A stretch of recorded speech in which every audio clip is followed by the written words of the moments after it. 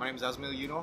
I'm generally known as a singer-songwriter in the folk genre, but I'm also I play in different bands. I founded a bunch of noise rock bands. I play in a punk band called Dance Bitches. I play in a noise rock band called Malaysia Commission.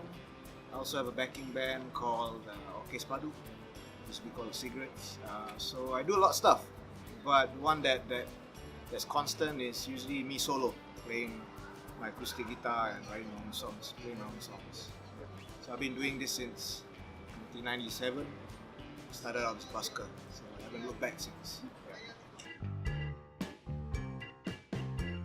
One way of working to a song, usually in the past I had a tape recorder and I'll just have an idea, strum a few chords, some melody comes out, and that was the first way how I started writing songs. Really, just by stream of consciousness. So even the lyrics were that way, the melodies came out that way. But sometimes I do like to set myself a task. There's several times I've been given like opportunity to go on some TV show, and they've got this team, and so they say, can you write a song about this and that? Oh sure, I'll try it out. So several times that's happened. So there's no fixed way I go about it. But one thing that I think the philosophy of writing that's constant with me is to bypass thought. The more you think about it, the more you try to control, then you kind of lose that immediacy, I think. You're not being honest to yourself anymore because you're trying to fit something else. Melody is quite important, I think, in songs. I think that what makes the distinction between, let's say, poetry, because that's a lot more open. Because songs, the melody and the lyrics, sometimes the lyrics doesn't mean anything on paper, you know, it's completely gibberish, but the way it's in tone, that's what I think makes songs distinct from, let's say, poetry or the kind of form of writing. So I wouldn't say between the two I'll choose either, but I think melody is quite important. I latch on to melody first, then I'll get to whatever else that comes to words, maybe. I kind of disbanded Cigarettes in 2014, I think. So it's a rebranding, you could say, but I just made it into a different band. I just needed, and things were changing. The guys were, even in Cigarettes, guys were coming and going, because it was very fluid. I didn't want it to be a strict band kind of thing. For me, first and foremost, the guys in the band are enjoying it. They're doing it. It's a bit R&R because they got their day job bands, you know. So with me, sometimes we don't rehearse. Sometimes, even for the recording of the album, we just rehearse twice and said, that's enough, okay, now let's record. So it was really just getting this, and I think it was refreshing for some of them. They thought like, what, this is different. So then it became Orkespadu because the other drummer from Cigarettes, who became a friend of mine, a colleague, his name's Rajay. So we played a lot of shows together. Sometimes the other guys couldn't make it, it became a duo. And we worked together in the same place, and kind of like, okay, and he has his own studio. So we started recording stuff. Let's say, let's do another project. But you know, it's different. It sounds different. I don't think it'll do justice to the guys in Cigarettes. Call this Cigarettes. Let's call it something else. So then I asked him, what name you want? Okay, Spadu. Okay, cool. That's it. It was that. I thought it was a really cool acronym. Ayuk. Origin story. Yeah, the origin story, yes. So Rajay had some other friends who he had done projects we didn't work out. So he said, come on, let's get you guys in. And so he produced the album, and his instinct was different. I was writing songs as we were recording. So we wouldn't tell the guys who were playing on the album, who became a part of the band, the songs. They didn't allow them to hear the songs. So they just tell them what chord. That's it. So come in and they just record. They're really off the cuff. So that was Rajay's way of keeping it fresh and immediate. So that's why Rajay and me were kind of on the same plane, and he understands where I'm coming from, I think. So he sees that creatively.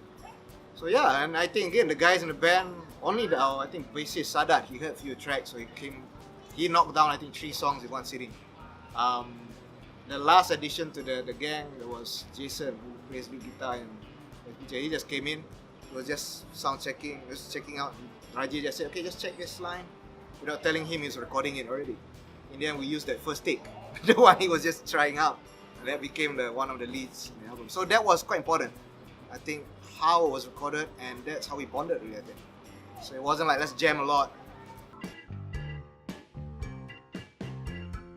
think I like that philosophy of this. It's 3 chords and the truth. That's about it. Keep the chords minimal because you want the songs to come out. You want spaces between the notes. And that's why I also feel sometimes a bit shy to say I'm a musician because I don't really master instruments. I master it enough for me, enough to kind of write songs. Even though I play multiple instruments, that's I'm curious. I love playing. And I think your brain needs that. You need new things, new experiences. So yeah, I would say that 3 chords and the truth, and whatever that truth is, it's be truthful to yourself. I think it's quite important. When I first started playing, I was busking at the harmonica holder. And when my hair was shorter, it's kind of like a bit more bomby, you know, like skinny. You know, I was covering some of his songs. And I mean, Dylan is a good starting point for any singer-songwriter because one, you realize that if you look at when he came out, he wasn't the norm. You know, it took a lot of guts for I think John Hammond to sign him to Columbia Records. Because everybody's saying this guy can't sing, this guy doesn't have the look, but he has things to say. Yeah, yeah. So that was quite important. And he married literature with I think popular music and all that stuff. You know, and he's influential to me definitely. But I guess the comparison is physical. Yeah, I mean important to have your own stuff. But I think his philosophy is the core important too. Even though I do solo stuff, I like listening noisier. More arrangement stuff. Yeah. It's sort of like Billy Bragg once said, you know, I might be playing alone, but in my mind, I'm the Clash. You know, I'm playing, but in my mind, there's a yeah, it's there. You know, I'm not fetishizing being that solo troubadour, but circumstances shape you into the solo guy. I mean, that's what I love about, I think, collaborations. Well, that's why I play a lot of different bands. It's to also keep you in check. And you never know what will come out of that collaboration, that you know, playing together. It's quite important, I think. I like both. I think it's quicker for me to do solo, but there are things I enjoy about being with band. There's a dynamic. Yeah. More eclectic. And yeah, definitely. I mean, because the guys different backgrounds and great, make new friends. And I'm not the most, you could say, outgoing person. So being in a band allows me to kind of like get the new guys. Yeah. Growing up, I only picked up guitar at 17. Academically also, like, I wasn't the best student. I thought I was going to be a journalist really, right? Film was a passion. Maybe one day I could do that. But that's why I did a double major. Came back, did a lot of jobs. I'm gonna try music, do a lot of stupid jobs. And my parents are academics. That's how I ended up that line. I like reading boring stuff. I love reading like academic books, history. Oh, so you like describe yourself as an academic? Yeah, oh. Yeah. So in that sense, I mean, only recently after 10 years of teaching, I thought like, I think I can do this. I like it now. Yeah, I think I can do this. Keeps me sane. These theories help me to like make sense of this crazy world. I didn't realize it. I was very angry.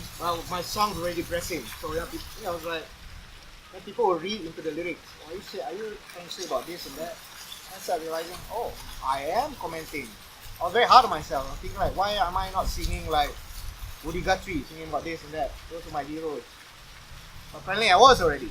I was just people unpacking it in the lyrics. And that's why I really enjoy. That's why I don't like explaining my songs too much.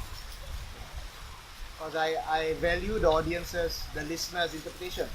It's quite important, right? You know, we forget that. So I like Bob Dylan when he said that somebody asked, what's the song about? Yeah, it's about 3 minutes long. So I thought that's the best answer ever. I was like, that's the way, man. I take a lot of photos, really. I mean, it's a big part that never left me. Even back then, I was a student.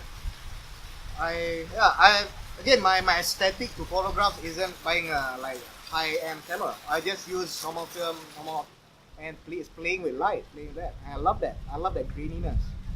And that's why I started realizing, hey, somebody told me, hey, your aesthetic also goes with your. You think someone else will point it out to you. You don't realize it. Oh, yeah. So I thought finally, like, oh, how can I show off these photos that I have? So I had to contextualize it. Like, oh, I shot a lot of photos in Ampang Park. I had a bunch of songs. I didn't know what to call it. And Ampang Park was very sentimental to me. I grew up there in KL. So So then end of the year they were destroying it. My students were doing a documentary about Pam Pam. And I thought, how call this Pam Pam EP? Yeah. And then like, oh, you got photos. Alright, how do I make this EP? Because it's my first online EP. It's just download code in there. You know? When I first released it in December, I went to the shows with my file. And if one want to buy, I bring a ruler and cuts. But I thought like, it's not nice lah. I need something more. You know, people paying money. So okay, to do some black and white photos, print it out, do that. 2 photos, one's the cover, one is different each. Yeah, so then became that lah. So now I don't think I should show off much of my photos. I mean, I've got Instagram and all that lah. Photos, you know. And my Instagram, you won't see selfies of me much lah. Not like it's not about me. It's all about what I see. Azmyl, don't forget where you came from, man. That's where you started off. You just playing around the song, you know. That's where it was fun. That's also what I always tell some friends, you know, like always remember whatever you do lah in art making. Go back to the place when you first created it, when you first encountered that art form, what you enjoy about it. And that's one thing people can never touch. You can say, bro, you're set or Picasso. You know why you enjoy playing. Nobody can touch it. Whether you like film or writing, that's important. That doesn't get addressed enough lah. I'm really fed up with the whole industry talk. Doing this for the industry. Industry is not human. You know, it's never like must do like this, must do like that. That's never. But as a human being, as an artist, do this. You gotta have both. So again, when you're first starting performing, you know, you think, oh, I'm a musician now, I must do this, I must do that. Get on stage, put on my handsome voice. Oh, hi, everybody. Play this persona. So I couldn't do that. I felt like this is not me. Fuck that. I usually just drink a bit, just loosen up and go on stage. I'm me. Usually like in between songs, I don't know what to say, you know. And I just say, hey guys, did you read the papers today? Or you know, I'm from Bangi, man. Anybody from there? You know, it's completely no related to the song. You know, people usually like, it's not next song's about this. They start realizing audiences laughing, and loosen up, and you build a rapport with audience. It's like interview lah. Somewhere. People forget that as musicians, you are in a relationship with your audience. It's not you deserve to be there. You got to build something. 30th August, okay, Spadu, every year we've been playing the countdown. We're the countdown band from Beka. So be there.